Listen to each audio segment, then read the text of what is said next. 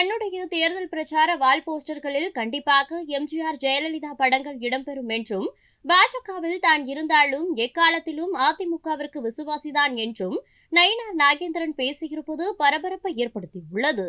பல்வேறு கருத்து கணிப்புகள், ஊடகங்கள், செய்திகள் இன்னைக்கு காஷ்மீர்ல இருந்து கன்னியாகுமரி வரையிலும் யாரை கேட்டாலும் அடுத்த பிரதமர் யாருன்னு சொன்னா அது மோடின்னு தான் சின்ன பிள்ளை கூட இன்னைக்கு சொல்லுவாங்க. ஆனா நீங்க மற்ற கட்சிகள் இன்னைக்கு யார் பிரைம் மினிஸ்டர் அப்படின்னு சொன்னா அது உண்மையிலேயே அது யாரும் சொல்ல போறாங்கிற யாருக்குமே அவங்களுக்கே தெரியாது. மத்திய அரசுடைய திட்டங்களை வலுவான முறையில் பெற்றுத் தருவதற்கு நான் கண்டிப்பாக முயற்சி செய்வேன். இதெல்லாம் முன்வைத்து என்னுடைய பிரச்சாரத்தில் ஈடுபடுவேன். அது அவங்களுடைய உள்கட்சி பிரச்சனை.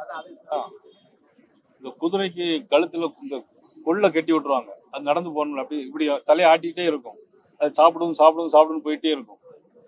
அது மாதிரி தான் இப்போ திராவிட முன்னேற்ற கழக அரசுல மகளிர் உரிமையை உடனே கொடுப்பேன்னு சொன்னாங்க. 2 வருஷமா முயற்சியே இல்லை. அதுக்கு பிறகு இப்போ அண்ணா பிறந்த நாள்ல கொடுப்பேன்னு சொல்லி இப்பதான் ஆரம்பிச்சிருக்காங்க.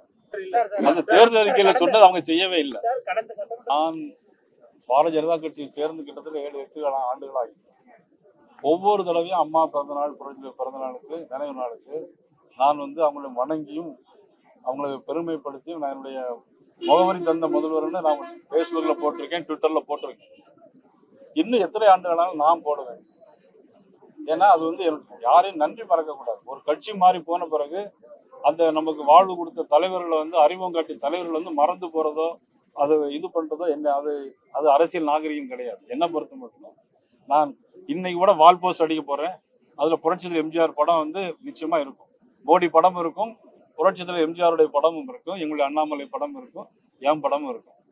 செய்திகளை உள்ளது உள்ளபடி தெரிந்து கொள்ள ரெஃப்ளெக்ட் நியூஸை சப்ஸ்கிரைப் பண்ணுங்க.